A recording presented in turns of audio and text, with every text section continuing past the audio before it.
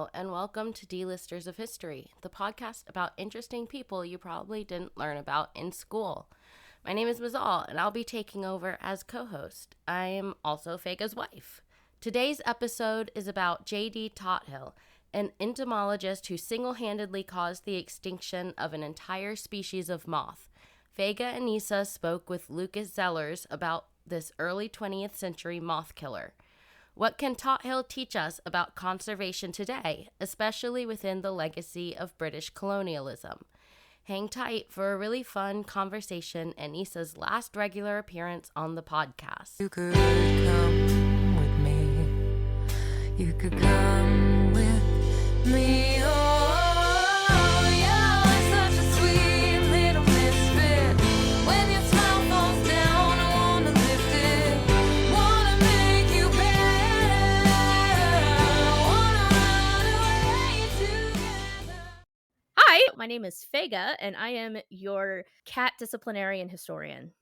I am Isa. I am a Jew covered in paint. Isa's painting a new house. Today is Lucas Zellers. Lucas Zellers, hi, yeah, is the host and producer of Making a Monster. He has been playing Dungeons and Dragons since 2015 and things like it all his life. He is a graduate student and freelance writer for independent games publishers like Mage Hand Press, Courtney Campbell, Saffron Quill, and many other creators on the DM's Guild. He was also the lead writer for the Book of Extinction, the new book of creatures for Dungeons and Dragons 5th edition that allows players to learn about real extinct creatures while playing D&D, which is what we're sort of talking about today, is the Book of Extinction. Delightful. Oh my gosh. Fayge knows well that I'm on a monster kick right now, so this is very exciting. Isa, I made a podcast for you. Incredible. Yeah, and I have played D&D since, I think it was 3.5. I just remember being at summer camp and hearing, I was like a kid at summer camp, and I heard people rolling dice upstairs, and I was like, what's going on? And That's what did it. This is back in the 90s. That's back in the 90s when they just let us like do whatever at camp. Like in retrospect, like thank God no one died. But but I went upstairs and there were a couple of guys sitting around playing, rolling up characters, and I was like, can I join you? And now in retrospect, I know that they were probably like, holy shit, she wants to join us. But at the time, I was very excited to be included. And I played cleric, and I've never played a cleric since because I hate spellcasting because I'm not smart enough to keep track of all those spells. It has gotten better, I can tell you. Have we lost half of the audience yet, do you think? Usually when I tell people I write for Dungeons and Dragons, people either immediately turn on or off, and it's hard to tell where they're going to end up. The good thing is what I always say with something like Dungeons and Dragons or any of these or similar topics, you may lose a couple listeners, but the ones that stay their enthusiasm makes up for anyone that's gone, anyone that's too stupid to stay and listen, in my opinion. Isa's coming in with the hot takes. I am. I have lots of monster opinions, so... Well, do let me appeal to those who are somewhat reluctant to continue in a conversation that features Dungeons and Dragons. Because if you are listening to a podcast called D-Listers of History, then you should know that Dungeons and Dragons has begged, borrowed, and stolen from every mythos and history and culture on the planet. So cool. It contains tail ends and pieces of things that you're gonna recognize. And I think our conversation today is going to land in that space between players and historians. D&D, like a lot of role-playing games, has in recent years sort of come up against the sort of reality that they have, borrowed and stolen from any number of cultures for their game, and different cultures feel differently about that depending on what exactly was stolen or the sort of colonial history of that culture or what have you, in a way that I don't entirely feel equipped to entirely go into. I just, these are the things that come across my Facebook feed as a former LARPer and D&D person. Oh, Uh, you were deep into it. oh, I wasn't even a boffer LARPer. I did parlor LARPing, which is where you pretend to be a Oh, vampire. Vampire the Masquerade. Parlor. Yes. I see. I see.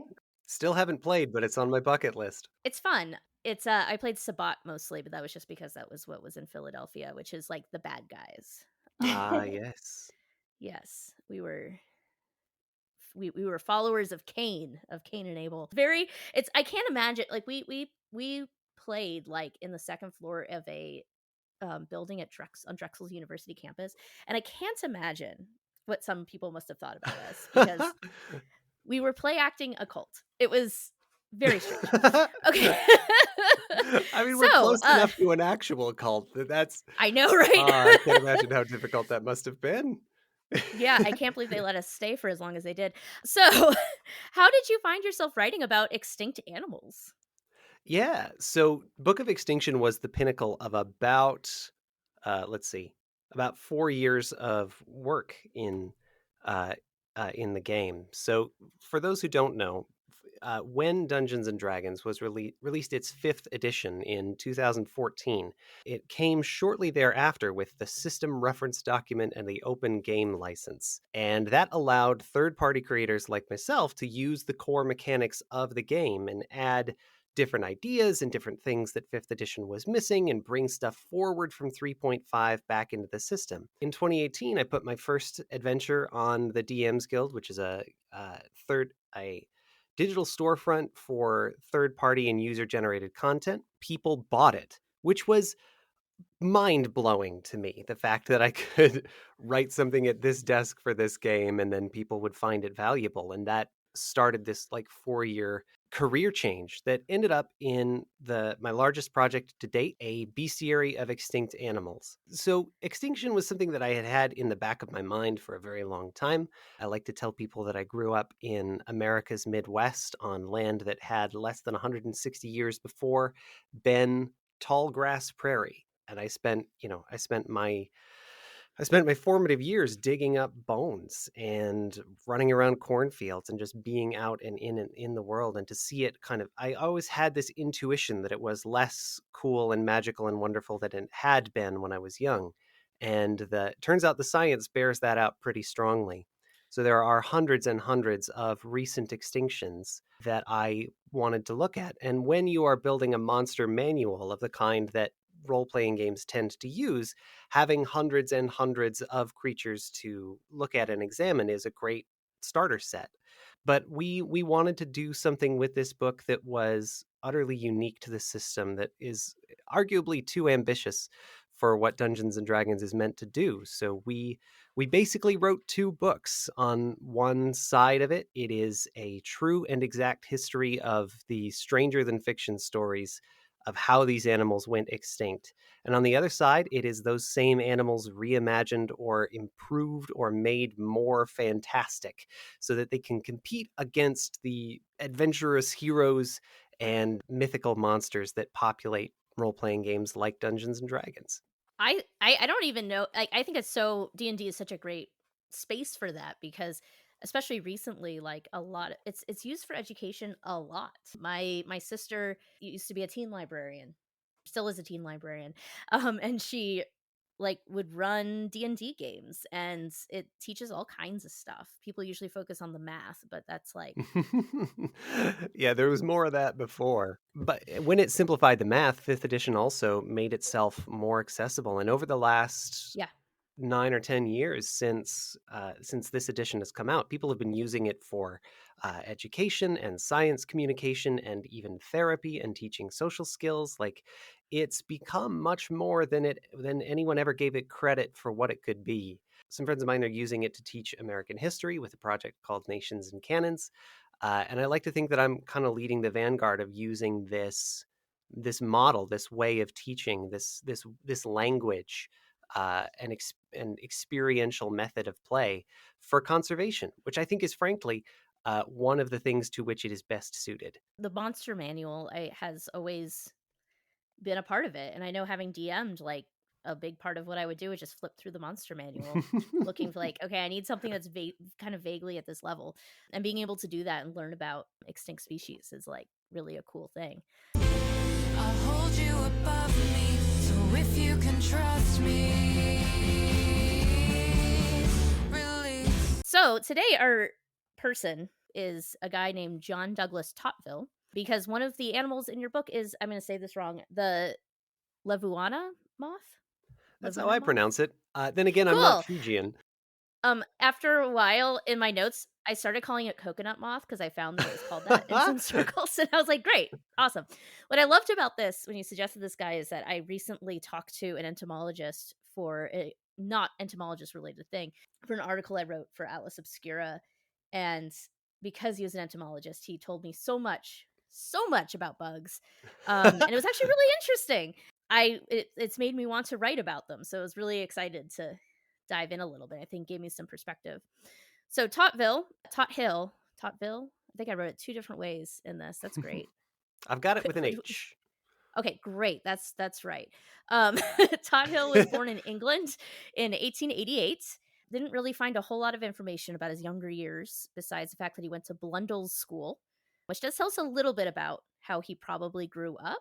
Blundell's is an independent coeducational boarding and day school in the English public school tradition. It's located in Devon. And this is public school in the United States comes with these implications of being kind of like the cheap option, and it is 100% the opposite in the UK. Like, if you go to public school, you are fancy. Like, if you're not a member of the aristocracy, you are very wealthy. But does it mean a different thing, public school in the UK? Yes, it means not that free. anyone, it's not free, and anyone can come regardless of where you live. Okay, got it. Yeah. So like this school, for example, this year, the full boarding fees, so this is like if you come as a boarding school student, are £38,985 a year, which comes out to about $48,452. Jeez. So not a cheap place to send your child. Yeah. And honestly, it's probably more accessible now than it's ever been, because I think there's been a movement to make these places a little more diverse. But back in, the early 20th century, that would have absolutely not been the case. And so he would have, been around a certain set of British society. And then he finishes grade school. He continues his education in Canada.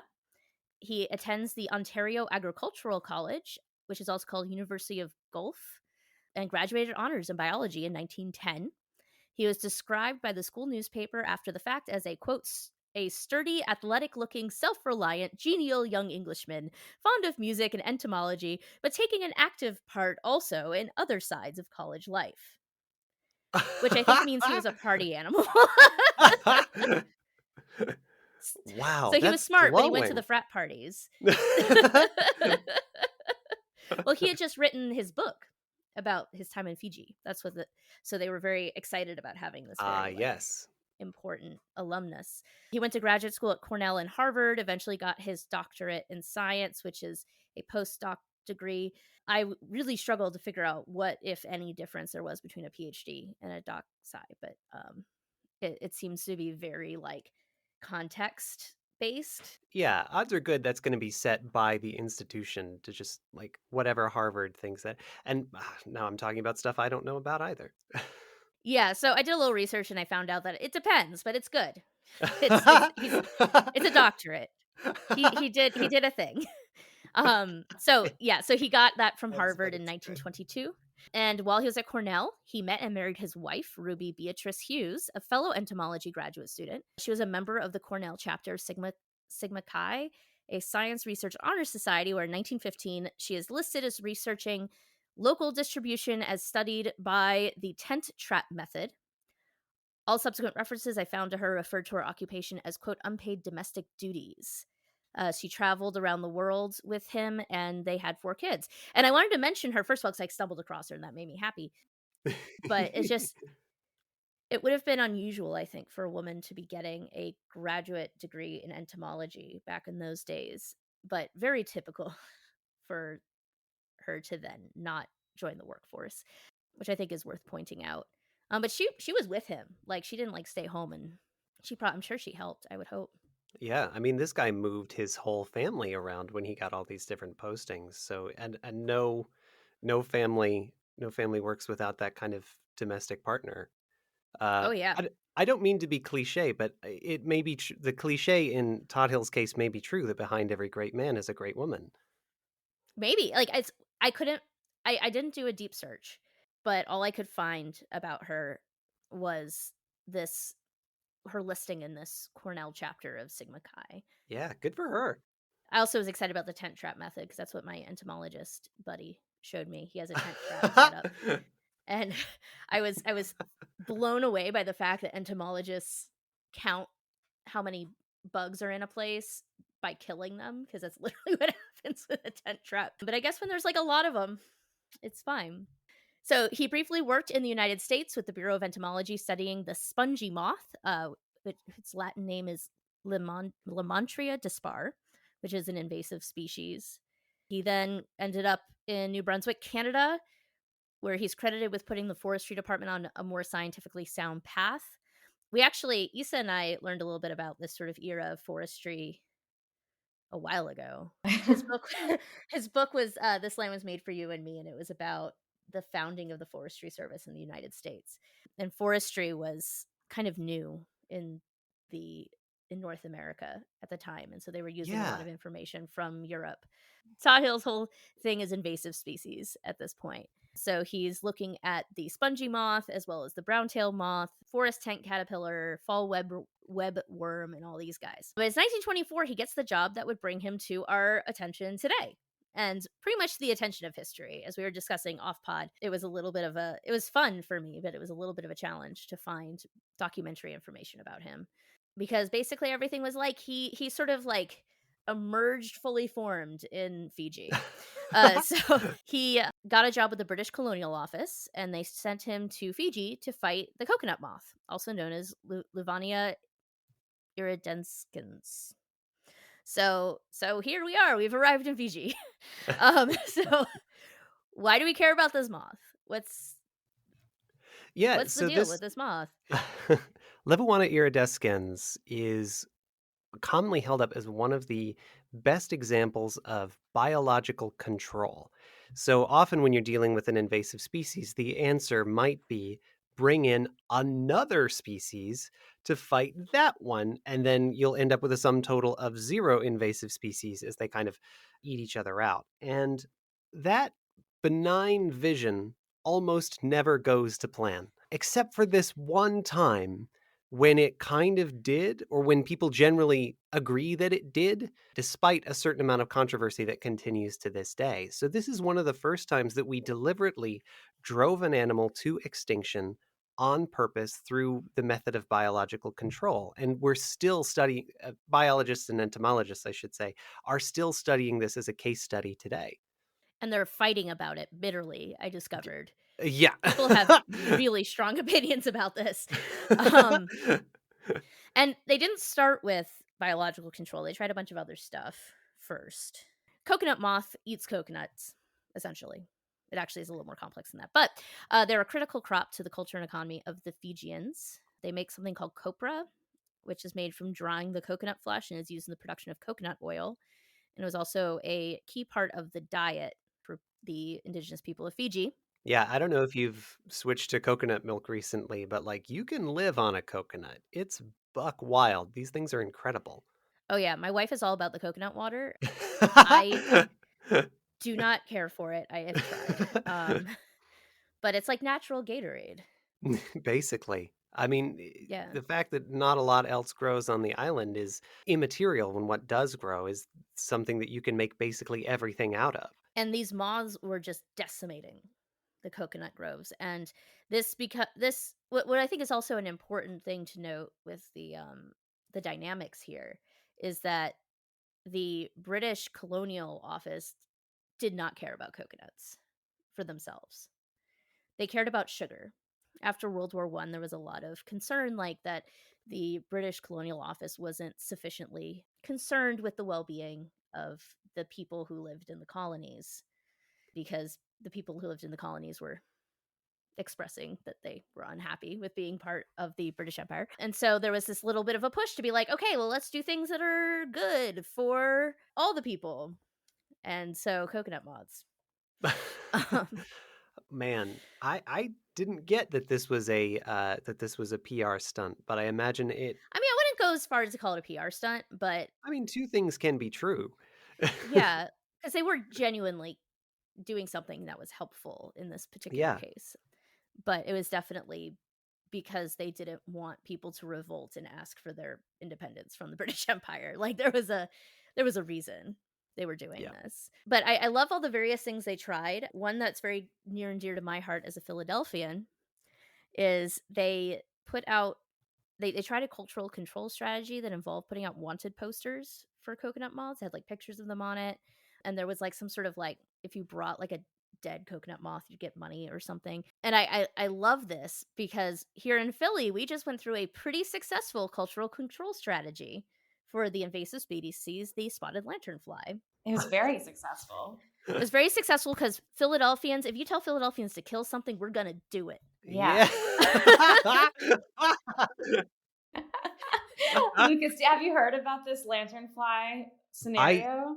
I am shocked and embarrassed to admit that I have not. Oh my goodness. This was the talk of the town for several years, which was, if you see one of these things, and they're very distinct looking, they're like big, they're very pretty, they have polka dots, and I don't like their look that much. They bother me, so I'm happy to kill them. And the entire city just created war. Yeah, it was a crusade against the lanternflies, and it was very successful. Well, we were told, and this is true, that they kill trees, and they also like to eat hops.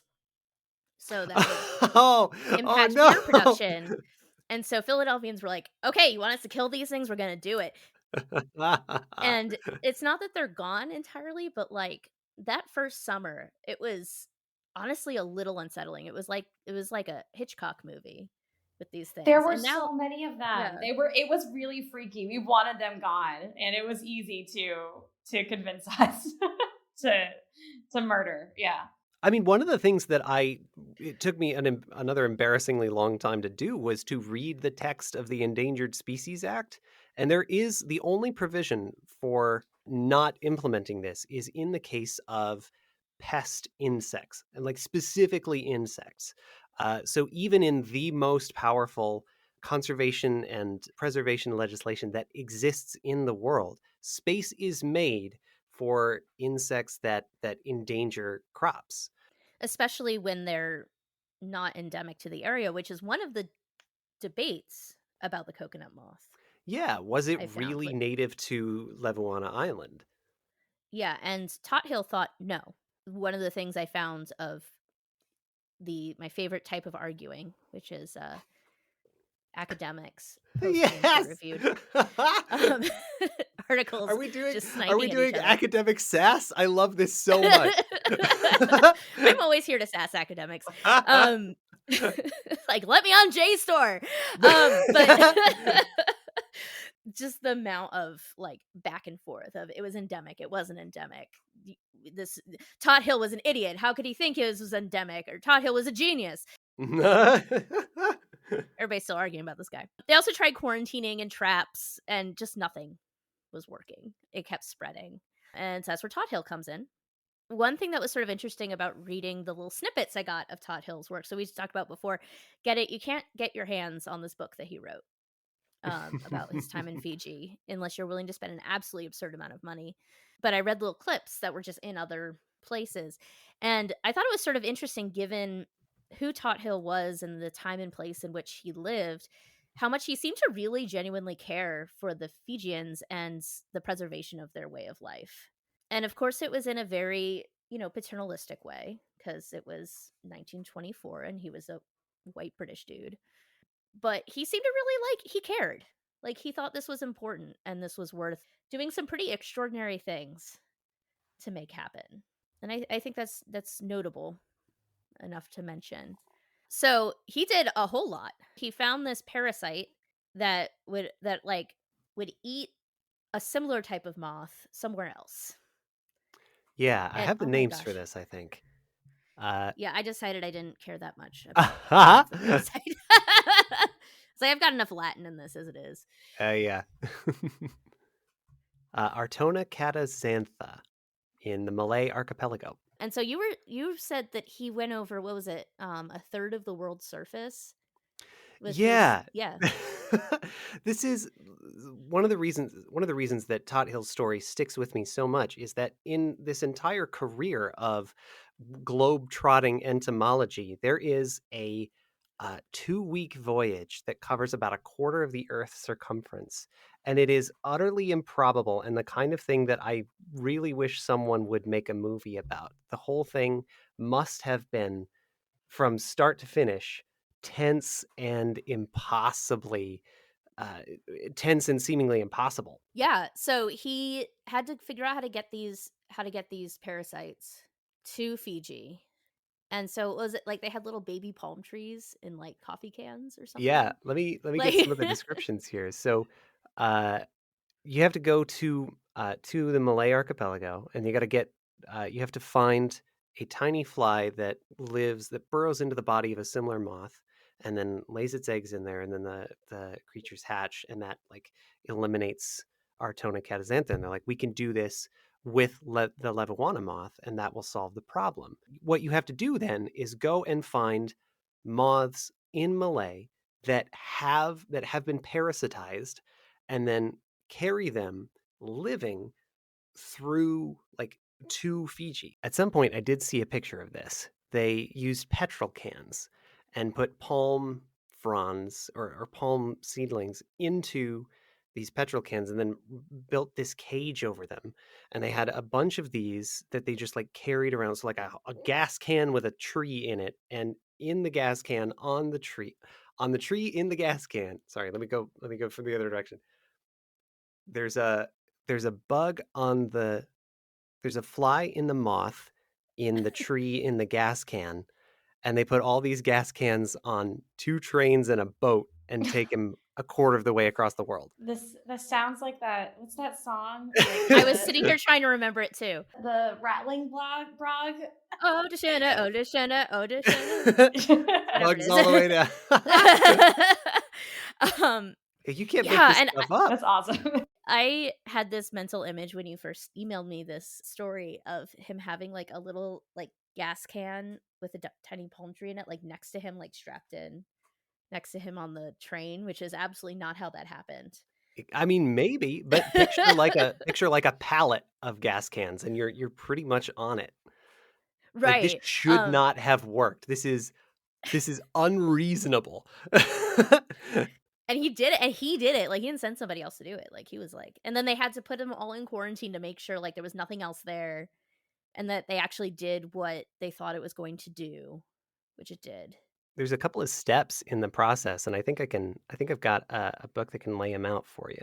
It wasn't just Tothill. He had a team with him. They go to Malay, they make 17 carefully designed 1.5 meter tall cages open to the air. They collect a tremendous number of caterpillars, put these caterpillars in the cages. They go from Malay to Singapore on the Clan Mackay, and they get on another ship of the line, the Clan Matheson, going to Fiji. So when they get there, they're halfway there, and only a portion of the insects are survived, and more are being lost each day. So there's a ticking clock on the gas can as the number of caterpillars in it goes down. And they have to have a breeding population by the time they get to Levuana, or it's not going to work. They have to start over. So even when they get there, they have 315 flies left, which seems like a big number, but I guess in the fly world, that's not a lot. So they have it there. They're not even sure it's going to work. They have to make sure that the analogy holds, that this parasite for a similar moth will parasitize the Levuana moth. That works. And then they have to be able to release them into the wild. And then they have to make sure that actually happens outside of a controlled environment. And then even after that happens, they have to make sure that it will stay. So will there still be Bessa remota flies in Fiji the next time there are Levuana moths? So summer of 1925, they almost completely eliminate Levuana iridescens. And then in March of 1926, there's a new outbreak, and almost immediately, Bessa remota, the fly, does its work on the Levuana caterpillars. And by the end of 1926, the Levuana moth is so scarce as to be virtually undetectable. Yeah, and then the official date I saw was 1929, I think, because like they were like, okay, it's done. But there's drama here too, because they like opened up somebody like opened a like a drawer somewhere and found a Levuana moth from like 1956. And so now there's this debate about, is it actually extinct? But nobody's like seen one since 1956. That said, one thing I learned about from my entomologist friend was that with bugs, we like don't know what most of them are. Like he was telling me that he's got like hundreds of samples that he can't identify. And they're just like, yeah, there's a bunch of bugs we haven't given names to yet. And I'm like, oh, we're just chill with that. Okay. So who knows? It could be out there somewhere and just nobody's caught it. Yeah. And that's the trouble that's one of the major troubles with extinction, is that absence of evidence is not evidence of absence. And especially in the case of insects, they're so small and so difficult to distinguish that it could be there.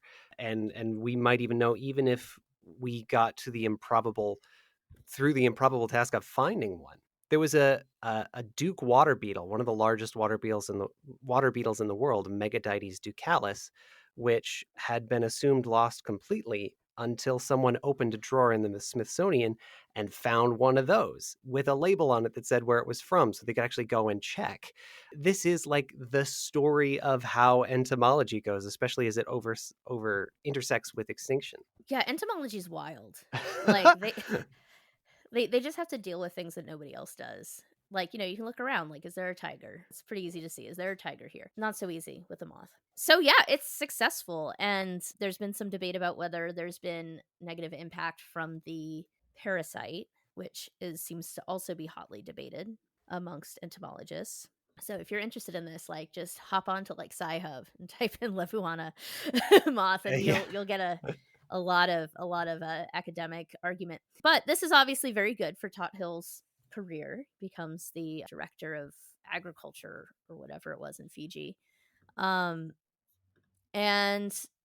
then he gets sent to Uganda to be the director of agriculture there.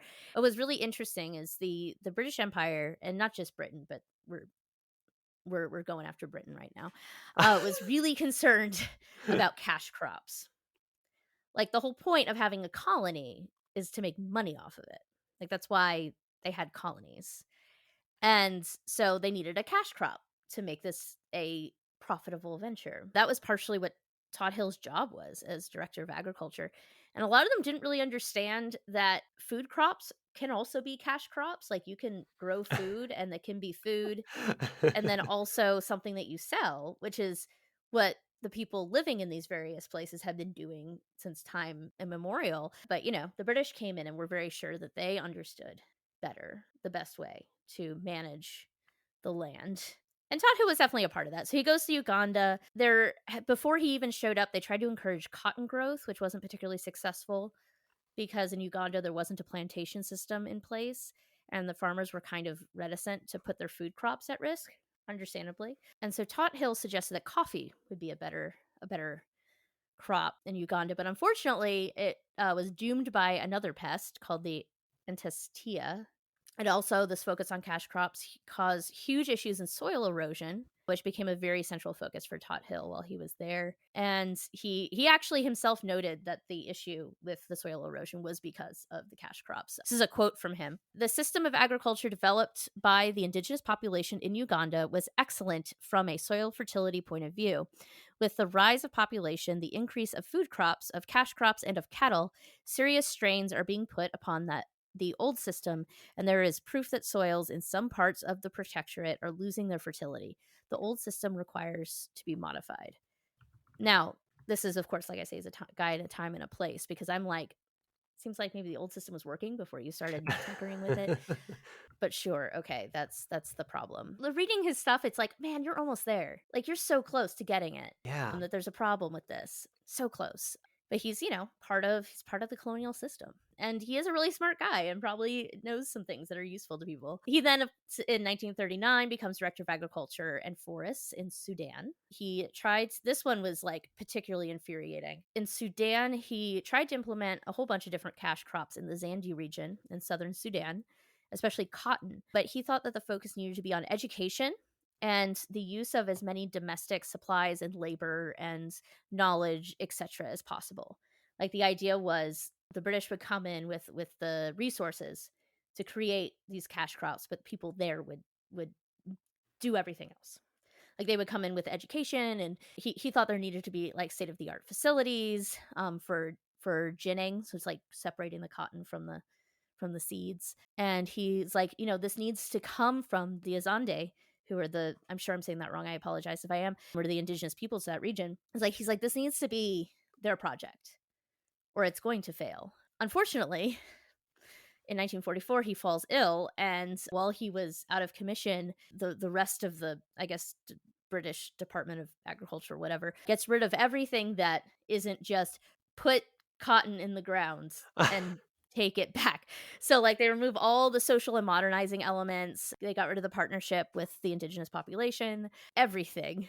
There was this idea that Tothill's social programs were inefficient, which of course now we understand is backwards, right? Like, that in the long run. There has been this shift from the early 20th century focus on efficiency to a more 21st century focus on sustainability, as we've recognized that we reach the limits of an ecosystem's carrying capacity, or the things that it can do indefinitely. Wow, man, I'm really glad my guy Tothill was ahead of the curve on that. Yeah, like, if somebody wants to go in and find lots of gotchas of things he wrote, there's plenty. Sure. If for no other reason than he was especially writing with the language of the era. But he was definitely ahead on a few things. He was like, I don't think he would be entirely out of place in today's sort of biological world. And that was his last globe-trotting time. He retired in Scotland, where he spent the rest of his life.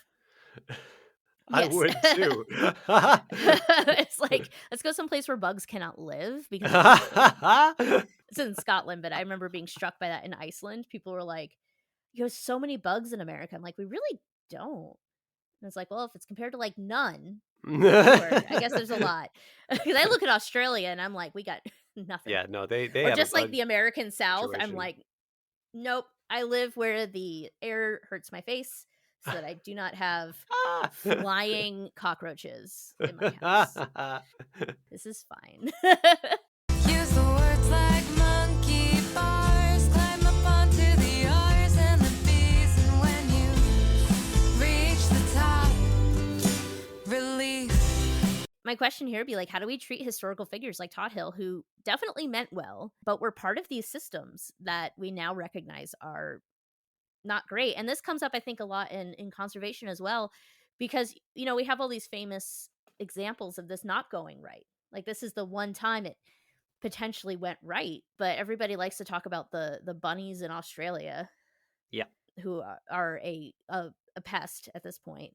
And there's other examples that I can't think of now, but where European colonizers have introduced species in hopes of controlling some other species, and it's gone horribly awry. So how do we, I guess, look at these guys who nobody was going around like cackling and saying, ha ha, we're going to cause the extinction of an entire species. Yeah. But they did. I mean, I'm open to hearing your guys' answer. I have one of my own, but I'd love to hear how it compares. I mean, I'm dealing with a lot of people in history who are complicated all the time. History is complicated. People are complicated. And I think that you can hold more than one truth at once. Tothill's an easy one for that, right? Because you can actually really see where he was trying to do the right thing. And I can criticize just the fact that he was in this colonial system, while at the same time recognizing that if he wanted to make things better in places like Uganda and Sudan, sitting at home and criticizing the empire wasn't going to do anything. And he really did try to do things in the way that we now today see as being certainly closer to the right way than what his compatriots were doing. But we can hold both these things at the same time, right? I feel like I can say, like, yeah, he was part of this colonial system that was really damaging to these places. Like, he caused all these issues with soil erosion in Uganda. And how do we feel about the fact that this moth is now extinct, probably? Like, I guess it's good for the coconuts. I think I can hold both those things, that he seemed like a generally good dude who maybe caused some pretty bad stuff being part of this system. Yeah, and there That's my were opinion on it. there were people who got it way more wrong than Tothill did while trying to get to the same results. So Book of Extinction contains north of 70. I think 86 was the last count.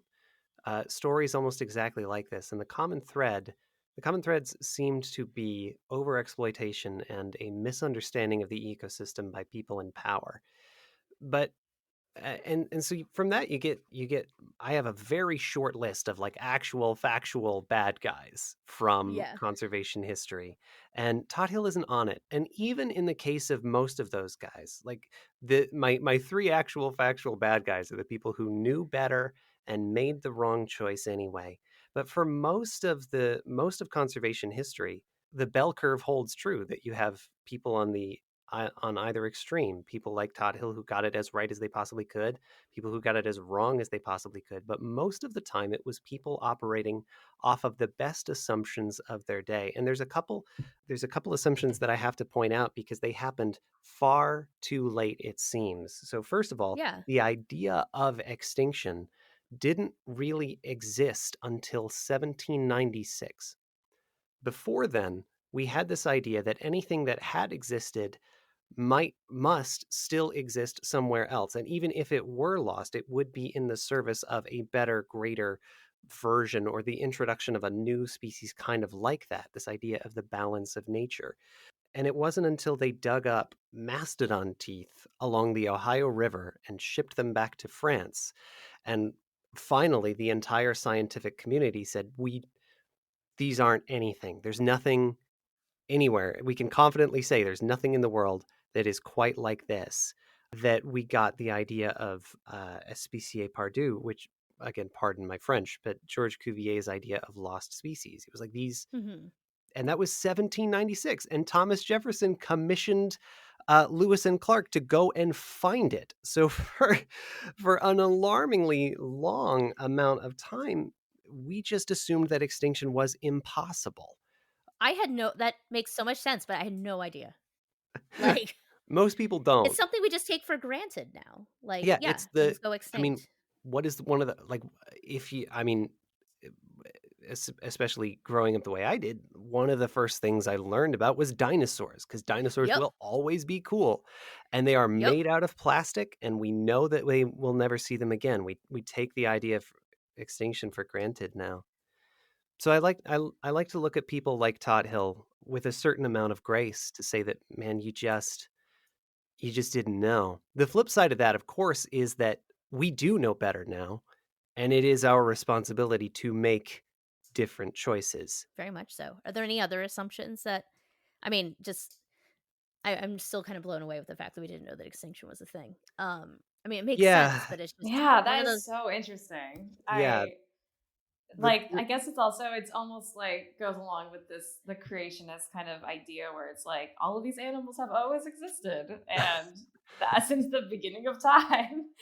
Man was hanging out with dinosaurs. Yeah. Yeah, it's tough. The superabundance and the balance of nature. We're kind of that yin yang for what has been will always be. And in fact, to say that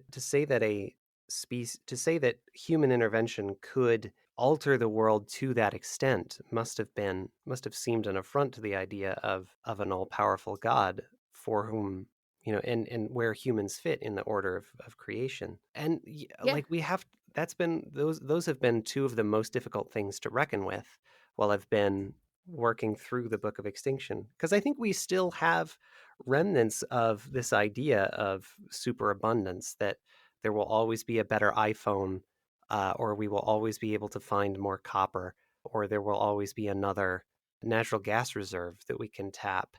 And we have to grapple with the idea that we may be in the part of history that is at the end of that. And then the question becomes, how now shall we live? Yeah, and I think that's where we see a lot of Gen Alpha's frustration. They're being very delightfully noisy about. And they're doing some really cool things. Like a bunch of kids from one of the Dakotas just won a lawsuit against the state for climate change, basically. It's a little more specific than that because, of course, our judicial system doesn't do big, broad things. It has to be like something pretty specific. Yeah, I think that's right. And especially this, it's actually interesting because this, it's this capitalist idea, right? Of like eternal growth. Montana, they sued Montana, violating younger residents' right to clean and healthful climate. Okay, I was looking for something that would tell me a little quicker what was going on, but one of them has purple hair. So that's pretty cool. That's a qualification. But anyway, my point of that was I think that is a key. I don't think it's necessarily generational. For a lot of these kids, this is very real. There's only so much of this stuff. And for a lot of folks who grew up in a time of abundance, like I'd say even people our age, where it's like, yeah, we're supposed to recycle and protect the earth and stuff. But I don't know. I think I always had some faith we'd figure it out. And now I'm almost 40 and I'm like, oh, nope, no, we did not. Well, we haven't figured it out yet. Yes. The other thing that Extinction is, the other thing that Book of Extinction is about is the audacity of hope. I got the chance to talk to John R. Platt, who is a environmental journalist and has been covering extinction specifically for, I think, 10 to 15 years at this point, the bulk of his professional career. And he described it as staring into the sun, just unblinking in the face of something that's incredibly painful to deal with. Whoa. And you can't end there. I refuse to accept the idea that hope no longer applies. And I think I'm going to keep pursuing it.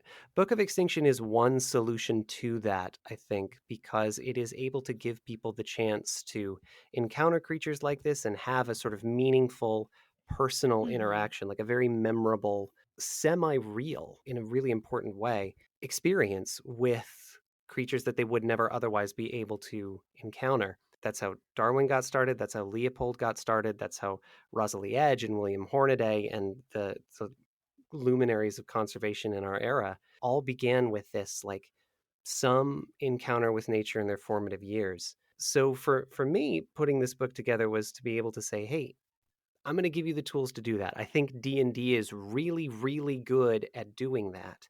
And if we do it on purpose, then I think this is starting to work against that sliding scale of being born into a world with fewer and fewer fellow creatures in it. Yeah, I really like that. And I also just want to, like, on that audacity of hope, one thing that I don't think gets mentioned enough, and I understand why it's not mentioned, because climate scientists are trying to ring the alarm bells, and so the extreme is the way to go. But just because, like, I think we've reached some sort of benchmark, or we're going to reach some sort of benchmark soon, that there's like, we can't go back to a pre-industrialized Earth. Like, that's not, like, even if we stopped everything today, that just isn't a possibility. But that doesn't mean we can't make the future better. Then, like, it's not like you don't just throw it all away and say, well, it's not all or nothing. It can't be perfect. I guess we give up and just like burn lead. I don't like, and I think that's important. It's important to remember because it's easy to get really overwhelmed and depressed by this stuff. Yeah. You wrote an entire book about it. Yes. I think I've written most of the book in the square footage in which I'm recording this interview. And I think I've been through, in this square footage, all 5 stages of grief at this point. And I think I've come to acceptance. But yeah, it hurts. It wasn't easy. I've laughed, I've cried, I've seen white at how angry I've been about this.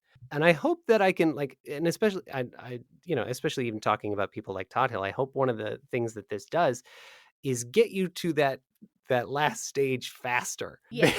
Maybe without hurting as much as we did. Well, thank you so much. Plug all your stuff. Do the thing.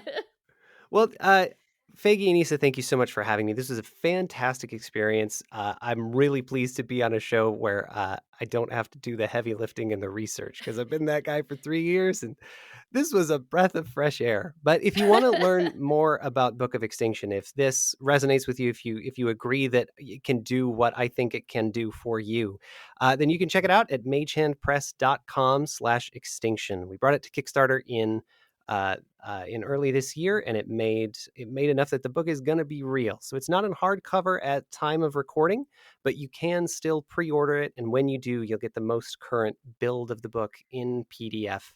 There are over 120 monsters that you can put into your game immediately and begin to have those encounters and deal with these situations and these stories in your own way.